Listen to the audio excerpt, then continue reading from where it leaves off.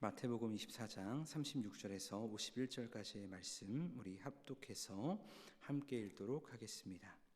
그러나 그날과 그때는 아무도 모르나니 하늘의 천사들도 아들도 모르고 오직 아버지만 아시느니라. 노아의 때와 같이 인자의 임함도 그러하리라. 홍수전에 노아가 방주에 들어가던 날까지 사람들이 먹고 마시고 장가들고 시집가고 있으면서 홍수가 나서 그들을 다 멸하기까지 깨닫지 못하였으니 인자의 임함도 이와 같으리라. 그때 두 사람이 밭에 있음에 한 사람은 데려가고 한 사람은 버려둠을 당할 것이요, 두 여자가 맷돌질을 하고 있음에 한 사람은 데려가고 한 사람은 버려둠을 당할 것이니라. 그러므로 깨어 있으라. 오늘날에 너희 주가 임할는지 너희가 알지 못함이니라. 너희도 아는 바니 만일 집 주인이 도둑이 어느 시각에 올 줄을 알았더라면 깨어 있어 그 집을 뚫지 못하게 하였으리라. 이러므로 너희도 준비하고 있으라. 생각하지 않은 때에 인자가 오리라. 충성되고 지혜 있는 종이 되어 주인에게 그 집 사람들을 맡아 때를 따라 양식을 나눠줄 자가 누구냐. 주인이 올 때에 그 종이 이렇게 하는 것을 보면 그 종이 복이 있으리로다. 내가 진실로 너희에게 이르노니 주인이 그의 모든 소유를 그에게 맡기리라. 만일 그 악한 종이 마음에 생각하기를 주인이 더디 오리라 하여 동료들을 때리며 술 친구들과 더불어 먹고 마시게 되면 생각하지 않은 날 알지 못하는 시각에 그 종의 주인이 이르러 어미 때리고 외식하는 자가 받는 벌에 처하리니 거기서 슬피 울며 이를 갈리라. 아멘. 이렇게 말씀을 나누도록 하겠습니다. 여러분, 인생을 살아가면서 무언가를 간절히 기다려본 경험들이 아마 있을 거다라고 생각을 합니다. 그 기다리는 대상이 다양할 수 있죠. 가족일 수 있고, 친구일 수 있고, 남편일 수 있고, 아내일 수 있고, 어떤 물건일 수도 있고, 우리는 이 땅을 살아가면서 수많은 것들을 기다리며 살아갑니다. 근데 기다림은요, 참 쉽지가 않습니다. 그럼에도 무언가를 또 누군가를 기다릴 수 있다면 그 이유가 무엇일까라고 한번 생각을 해보게 됩니다. 그 이유는 아마 이런 것일 것입니다. 목적과 대상이 분명하기 때문에 기다릴 수 있다는 것입니다. 내가 바라는 그 목적, 내가 바라는 대상이 분명하기 때문에 아무리 내가 힘들고 어려울지라도 그 목적과 대상이 분명하다면 우리는 우리가 있는 자리 가운데 그것을 기다리게 된다는 것이죠. 성경에 나오는 수많은 믿음의 사람들, 그들의 삶을 한마디로 표현한다면 이렇게 표현할 수 있을 것입니다. 그들의 삶은, 그들은 기다리는 사람들이었다라고 말할 수 있습니다. 믿음의 조상이라 불리는 아브라함은 약속의 아들을 기다렸습니다. 그 자손들은요, 하나님의 더 큰 약속이었던 민족의 축복을 기다렸습니다. 이후 큰 민족이 되어 출애굽한 이스라엘 백성들은요, 가나안 땅에 들어가기를 기다렸습니다. 그리고 약속의 땅에 들어간 이스라엘 백성들은 메시아이신 예수 그리스도를 기다렸다는 것입니다. 그리고 오늘을 사랑하는 우리들은 누구를 기다리냐면 바로 2000년 전에 이 땅에 오셔서 죽으시고 부활하신, 그리고 다시 오실 예수 그리스도를 기다리고 있는 줄 믿습니다. 근데 사실 이 기다림은요, 우리만의 기다림은 아니었다는 것입니다. 2000년 전 예수님이 십자가의 죽음과 부활을 믿는 모든 자의 기다림이었다는 것이죠. 그래서 사실 사람들이요, 답답해합니다. 왜 그럴까요? 2000년 동안 오신다 분명히 성경을 통해 예언하신 그 예수님이 진짜로 오시지 않기 때문입니다. 진짜 오셔야 될 예수님은 오시지 않고 오히려 예수님을 사칭하는 이단들이 생겨나면서, 거짓 선지자들이 생겨나면서 내가 재림 예수다 라고 말하는 사기꾼들이 나오기 때문입니다. 그러니까 예수님이 진짜 오시는 게 맞나, 거짓말 아니야 라고 생각하면서 이 기다림에 회의감을 가지고 그냥 내 맘대로 살자 라고 생각하는 사람들도 있다는 것이죠. 근데 여러분, 예수님이 분명히 오신다고 하셨는데 왜 이렇게 오시지 않으실까? 그 이유가 무엇일까요? 크게 두 가지의 이유가 있다고 저는 생각을 합니다. 첫 번째는 마태복음 24장 14절에 이렇게 말씀하십니다. 이 천국 복음이 모든 민족에게 증언되기 위하여 온 세상에 전파되리니 그제야 끝이 오리라 라고 말씀을 하시는 것입니다. 그제야 끝이 오리라 라고 말씀하시는데 그 앞에 단서가 있죠. 그 단서가 무엇이냐면 이 천국 복음이 모든 민족에게 증언되어야 된다는 것입니다.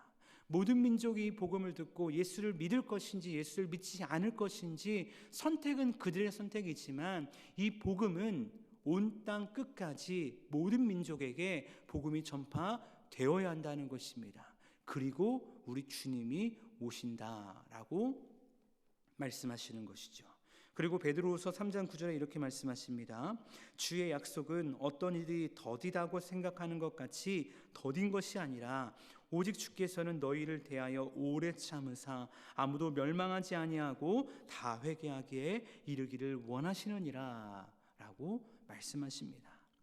어떤 사람들이 우리처럼 생각한다는 것입니다. 주의 약속, 주님 다시 오신다고 하셨는데 더디다는 것이죠. 왜 오지 않냐는 것이죠. 근데 너희가 생각하는 것처럼 더딘 것이 아니라 오직 주께서는 너희에 대하여 오래 참으사 무엇을 원하시는 것입니까? 아무도 멸망하지 않고 다 회개하기를 원하신다는 것입니다. 그래서 우리 주님이 기다리고 계시다는 것입니다. 여러분, 이 두 가지의 말씀을 보니까 우리가 깨닫게 되는 것이 있습니다. 그것이 무엇이냐면 사실 우리가 다시 오실 예수님을 기다리고 있는 줄 알았는데 정작 누가 더 기다리시냐면요, 하나님이 더 기다리고 계시다는 것입니다. 무엇을 기다리고 계실까요?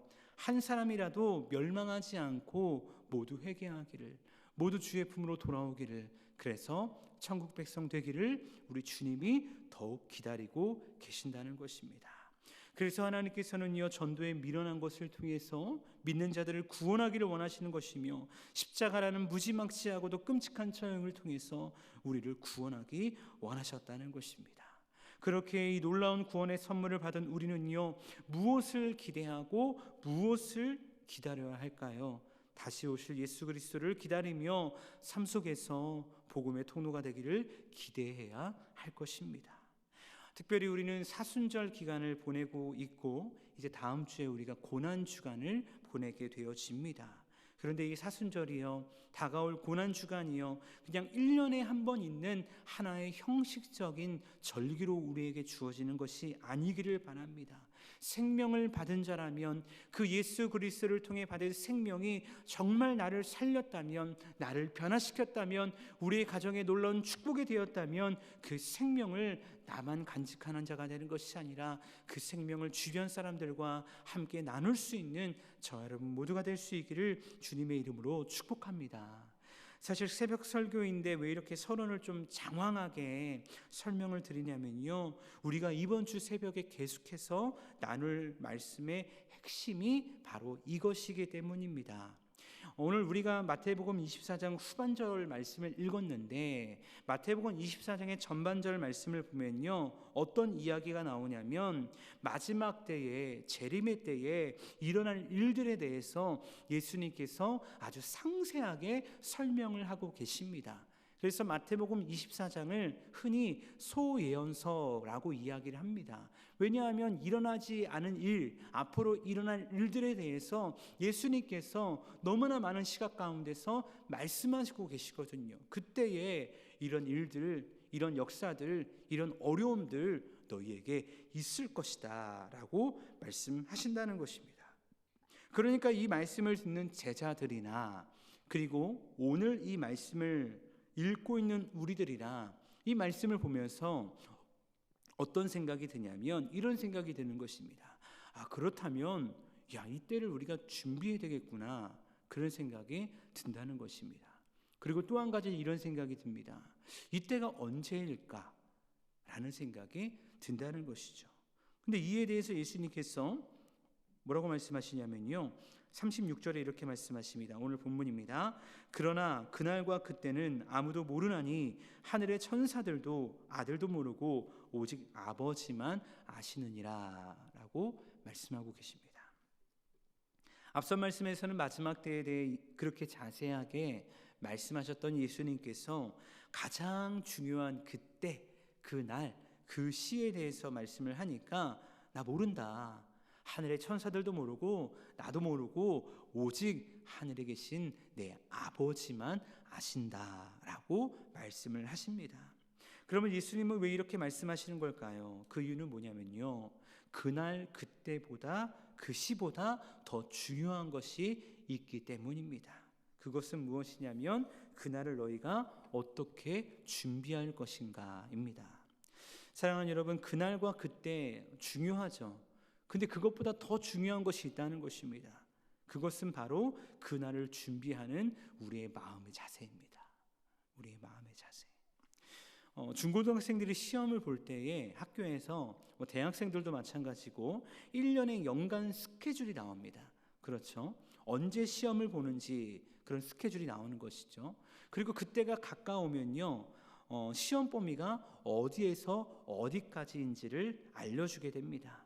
근데 모두에게 동일하게 알려주었는데 이상하게도 결과는 각 사람마다 다르게 나오는 것을 보게 되어집니다. 물론 절대평가가 아니고 이제 상대평가이기 때문에 다르게 나오는 것도 있지만 더 중요한 원인은 무엇이냐면 그 시험을 준비하는 그 학생들, 그 사람들의 마음의 자세에 따라 동일한 조건이지만 여러 가지 결과로 드러나게 되어진다는 것입니다.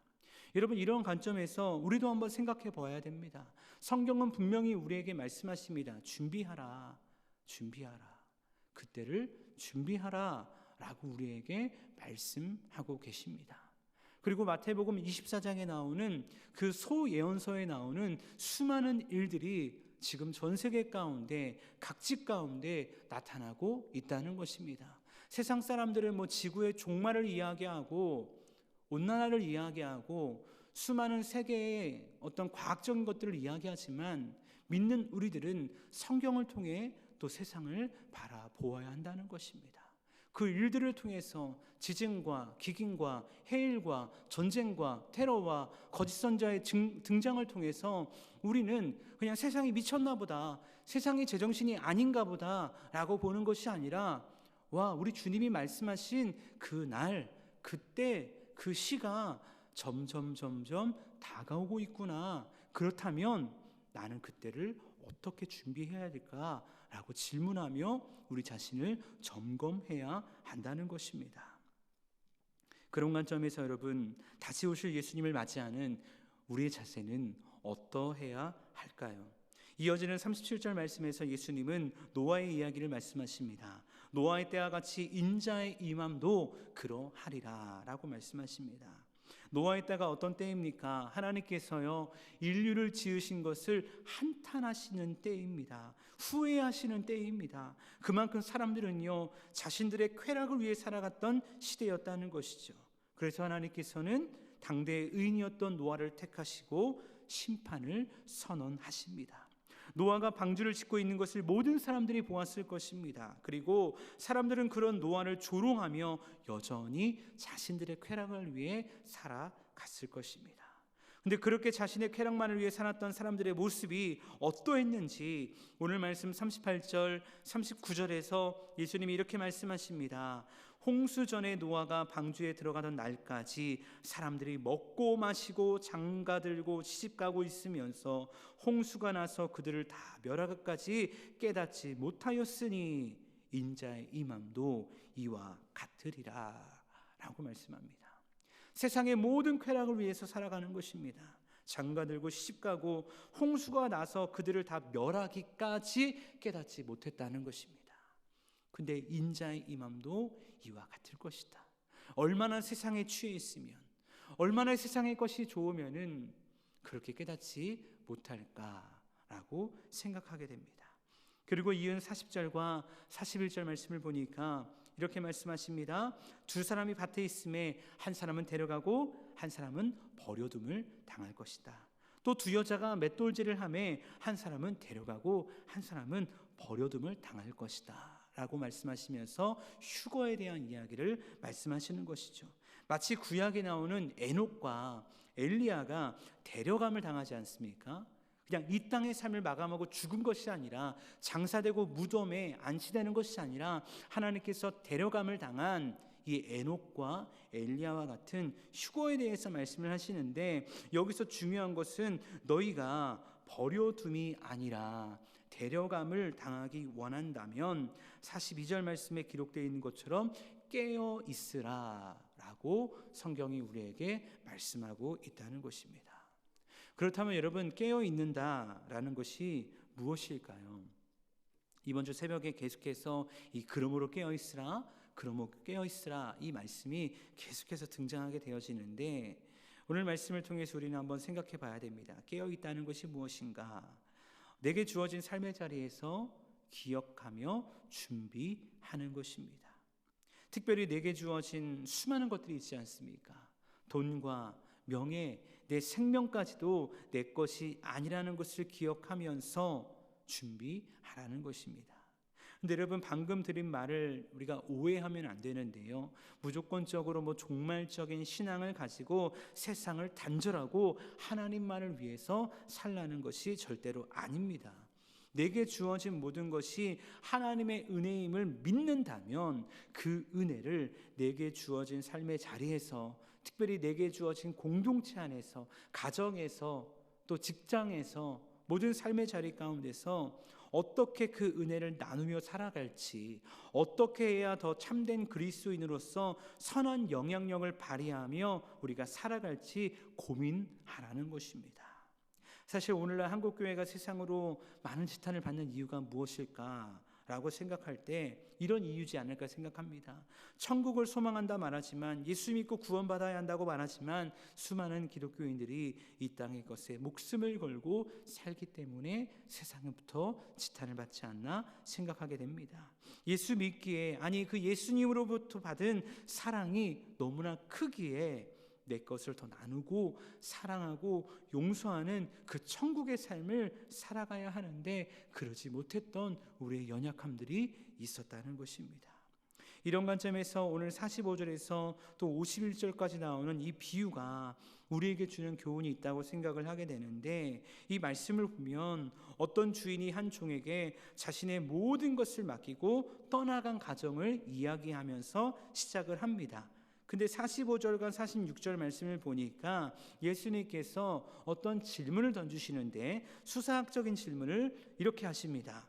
충성되고 지혜 있는 종이 되어 주인에게 그 집 사람들을 맡아 때를 따라 양식을 나눠줄 자가 누구냐라고 질문을 하시는 것입니다. 충성된 자, 지혜 있는 자, 마지막 때에 내가 믿을 만한 자가 누구냐라고 예수님께서 말씀하십니다. 그리고 이어서 이렇게 말씀하십니다. 주인이 올 때에 그 종이 이렇게 하는 것을 보면 그 종이 복이 있으리로다 라고 말씀하시는 것이죠. 그리고 47절에 이어서 이렇게 말씀하십니다. 그런 자가 있다면 주인이 그의 모든 소유를 그에게 맡길 것이다, 그에게 맡길 것이다 라고 말씀하십니다. 근데 사실은 어떤 종이 더 많습니까? 오늘 이 비유를 보니까 이런 종이 더 많은 것이 아니라, 충성되고 지혜 있는 종, 복 있는 종, 내 것을 다 맡길 수 있는 종이 많은 것이 아니라, 어떤 종이 더 많냐면 악한 종이 더 많다는 것입니다.